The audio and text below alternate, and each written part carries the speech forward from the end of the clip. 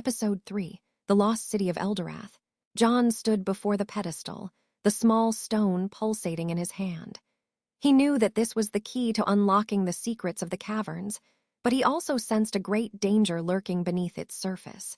As he turned to leave, the chamber began to shake once more. A massive boulder crashed down from the ceiling, narrowly missing John as he leapt out of the way. The goblins had returned, and this time they were not alone. A towering figure emerged from the shadows, its eyes blazing with fury. "Ah, you've found the stone," it growled, its voice like thunder. "But do you have what it takes to wield its power?"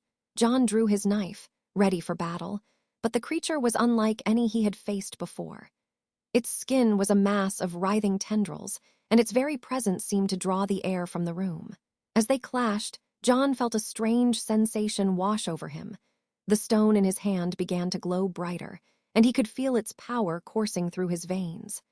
The creature howled in pain as John struck it with a blast of energy, sending it stumbling back. But the beast was far from defeated. It summoned a wave of dark magic that sent John flying across the chamber. As he struggled to rise, the creature loomed over him, its eyes blazing with malevolent intent. "No, you don't know what will happen," John thought, his heart racing with fear. But he knew he had no choice. He had to try and defeat this monstrosity if he was to unlock the secrets of the caverns. With a surge of determination, John launched himself at the creature, knife flashing in the dim light. The battle raged on for what seemed like hours, the two combatants exchanging blows that shook the very foundations of the chamber. Finally, after what felt like an eternity, John managed to land a critical hit. The creature let out a deafening roar as it stumbled back, its tendrils flailing wildly. John took advantage of the opening and struck again and again until the beast lay still at his feet. As he stood panting over the body, John noticed something strange. The chamber seemed to be shifting around him, the walls dissolving into a swirling vortex of colors. He stumbled forward, the stone clutched tightly in his hand, as the cavern seemed to spin out of control. And then, suddenly, everything went black. When John came to, he found himself standing at the edge of a vast underground lake, its waters glinting like diamonds in the flickering torchlight. The air was thick with an otherworldly mist that swirled around him like a living entity. As he looked out across the water, a figure emerged from the shadows, a woman with skin as white as marble and hair as black as night. She regarded John with an enigmatic smile, her eyes glinting with secrets. "Welcome to Eldarath," she said, her voice barely above a whisper. "A city of ancient magic and forgotten lore, but be warned, you are not the only one searching for its secrets." John's heart pounded in his chest as he gazed out across the lake, the stone still clutched tightly in his hand. He knew that this was just the beginning of his journey, a journey into the very heart of the caverns and the mysteries that lay within. As he walked along the lakeshore, John noticed strange symbols etched into the walls, pulsing with an ethereal glow. The woman led him to a massive stone door, adorned with intricate carvings of mythical creatures. She produced a small key, inserted it into a hidden lock, and turned it with a soft click. The door creaked open, revealing a labyrinthine city beneath the earth.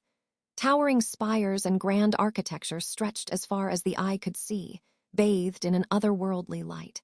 John's mind reeled at the sheer scale of this ancient metropolis, hidden away for millennia. As they ventured deeper into Eldarath, John encountered strange creatures that defied explanation, winged beasts with eyes like stars, and humanoid figures crafted from living crystal. The woman guided him through the winding streets, pointing out landmarks and sharing tales of the city's history. But their peaceful exploration was soon disrupted by a chilling cry.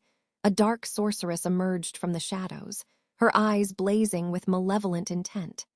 She hurled a bolt of shadowy energy at John, but the woman intervened, deflecting the attack with a wave of her hand.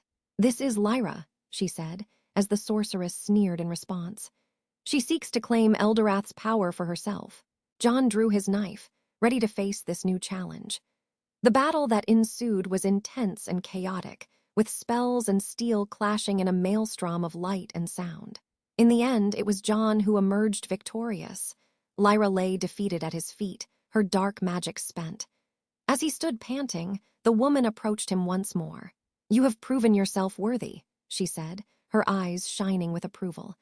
"But the secrets of Eldarath are not yet yours to claim." John's heart sank as the city began to fade away, the symbols on the walls growing dimmer by the second. The woman vanished into thin air, leaving him alone in the darkness. As he stumbled back through the caverns, John realized that this was only the beginning of his journey, a journey that would take him across realms and dimensions, in search of the secrets that lay hidden within the heart of Eldarath.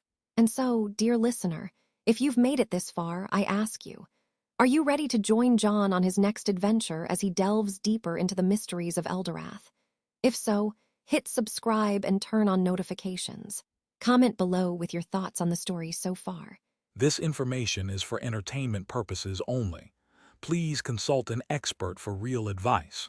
Also, don't forget to subscribe to Kitten Tech, and we love you.